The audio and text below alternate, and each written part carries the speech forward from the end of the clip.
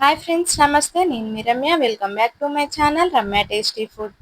ఈరోజు వచ్చేసి మన కిచెన్లో నిమ్మకాయ పులిహోరని టేస్టీగా ఎలా చేయాలో చూపించబోతున్నాను. గుడులలో ప్రసాదం పెడతారు కదా, ఇంకా వినాయక చవితికి ప్రసాదం తింటాం కదా, దానికి మించిన పులిహోర అండి. కొన్ని టిప్స్ ఫాలో అవుతూ చేసామనుకోండి పర్ఫెక్ట్గా వస్తుంది. ఎలా చేయాలో చూపిస్తాను, చూసేయండి. ముందు ఎంత పులిహోర చేయాలనుకుంటున్నారో అన్ని రైస్ని తీసుకొని ఒక 2 టైమ్స్ వాష్ చేసేసుకోవాలి. మంచిగా వాష్ చేసేసుకొని మనం రెగ్యులర్గా పెట్టే రైస్కి వాటర్ ఎన్ని పెడతామో అన్ని కాకుండా కొన్ని తక్కువ వేసుకోండి వాటరు. అయితేనే పొడి పొడిగా వస్తుంది. ఇంకా రైస్ ఇంకా పొడి పొడిగా సాఫ్ట్గా రావాలంటే ఒక 2 చుక్కలు ఆయిల్ వేసుకోండి.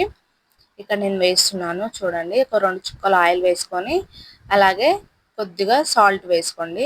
ఇంకా తర్వాత పులిహోర కలిపేటప్పుడు సాల్ట్ వేసుకుంటాం, కానీ రైస్ వండేటప్పుడు కూడా ఒక కొంచెం వేసుకున్నాం అనుకోండి రైస్ టేస్ట్ బాగొస్తుంది. ఇంకా కుక్కర్కి క్యాప్ పెట్టేసి స్టవ్ వెలిగించి స్టవ్ పైన కుక్కర్ని పెట్టేసి, మా కుక్కర్కి అయితే 1 విజిల్ వచ్చింది అనుకోండి మంచిగా కుక్ అవుతుంది. ఇంకా 1 విజిల్ వచ్చాక తీసేసుకొని విజిల్కున్న హెయిర్ మొత్తం తీసేసుకోవాలి. ఫస్ట్ హెయిర్ మొత్తం పోయిన తర్వాతనే కుక్కర్ మూత తీయాలండి. తర్వాత చూడండి ఎంత పొడి పొడిలాడుతూ వచ్చిందో రైస్. పులిహోరకి ఎప్పుడైనా పొడి పొడిగానే ఉండాలండి, మెత్తగా ఉన్నదానికి అస్సలు బాగుండదు. ఇంకా పులిహోరకి ఎప్పుడైనా రైస్ మొత్తం చల్లారాలండి. వేడి రైస్తో చేస్తే అస్సలు టేస్ట్ ఉండదు.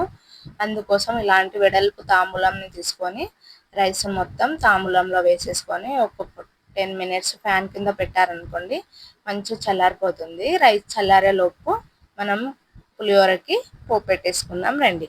స్టవ్ పైన ప్యాన్ పెట్టేసి ఆయిల్ వేసుకోవాలి పోపుకి సరిపడా. నేను ఎక్కువ క్వాంటిటీ చేస్తున్నాను కాబట్టి ఎక్కువ వేసుకున్నాను. మీరు ఎంత క్వాంటిటీలో చేస్తే అంత ఆయిల్ వేసుకోండి.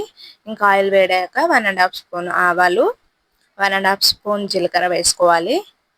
నేను ఆవాలు, జీలకర్ర, మళ్ళీ శనగపప్పు, మినపప్పు కొన్ని ఎక్కువనే వేసుకుంటానండి. మీకు ఇవి నచ్చకపోతే కొన్ని వేసుకోవచ్చు.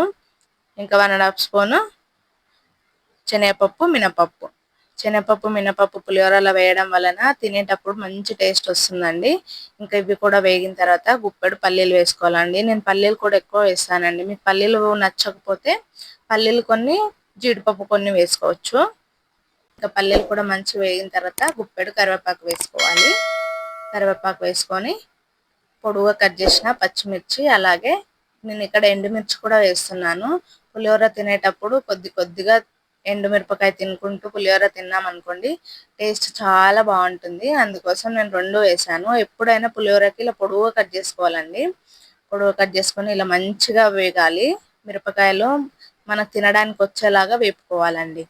ఇలా మంచిగా వేగిన తర్వాత 1 స్పూను పసుపును వేసుకోవాలి. వేసుకొని మంచిగా పసుపు కూడా ఆయిల్లో మంచిగా ఫ్రై కలిసేలా కలిపేసుకోవాలి. అలాగే ఇక్కడ నేను కొత్తిమీరను వేస్తున్నాను.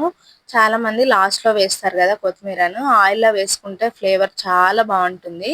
నేను కొద్దిగా ఆయిల్లో వేస్తాను, కొంచెం పైనుంచి కూడా వేస్తాను.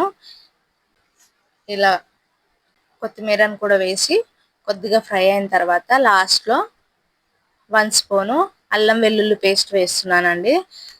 చాలా మంది ముందుగానే వేసేస్తారు అల్లం వెల్లుల్లి పేస్ట్, అయితే పోపు మాడిపోతుందండి. ఇలా లాస్ట్లో వేసుకొని ఒక 2 మినిట్స్ ఫ్రై చేసుకున్నాం అనుకోండి ఆ ఫ్లేవర్ మంచిగా టేస్ట్గా తెలుస్తుంది మనకి. పోపు కూడా మాడిపోదు. ఇంకా పోపు కూడా చల్లారే లోపు రైస్ చల్లారిపోయింది కదండి, దీంట్లో ఒక 2 స్పూను సాల్ట్ వేసేసుకొని అలాగే నిమ్మరసంని నేను ఇలా తీసి పెట్టుకుంటాను. నిమ్మరసంని కూడా వేసేసి రైస్లో సాల్ట్, నిమ్మరసం మంచిగా కలిసే వరకు మంచిగా కలుపుకోవాలండి. ఇలా మంచి చేత్తో కలుపుకుంటేనే రైస్కి నిమ్మరసము అండ్ సాల్ట్ మంచిగా పడుతుంది. ఇలా మంచిగా నిమ్మరసం సాల్ట్ పట్టించాక తర్వాత పోపు కూడా చల్లారిపోయింది. ఇంకా పోపును కూడా మొత్తం రైస్లో వేసేసి మంచిగా చేత్తోని కలుపుకోండి. చేత్తోని కలపడం రాకపోతే స్పూన్తో అయినా కలపొచ్చండి. ఇలా పోపు మొత్తం రైస్లో మంచిగా కలిసే వరకు మంచిగా కలుపుకోవాలి.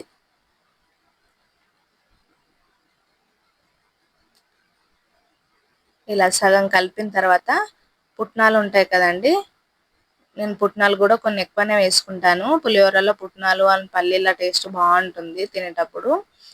పుట్నాలు ఆప్షనల్ అండి, నచ్చితే వేసుకోండి లేకపోతే లేదు. ఇంకా అన్ని వేసేసి చూడండి, మొత్తం ఇలా కలిపేస్తే మన నిమ్మకాయ పులిహోర టేస్టీగా రెడీ అయిపోయింది. చాలా అంటే చాలా టేస్టీగా ఉంటుంది. మేము ఎక్కడైనా టూర్ వెళ్ళినా, బయటికి వెళ్ళాలనుకున్నా, ఎక్కడన్నా వెళ్దామని ప్లాన్ చేసామనుకోండి, మా ఇంట్లో వాళ్ళు ఫస్ట్ పులిహోర చేయమని చెప్తారు. అంత టేస్టీగా ఉంటుంది.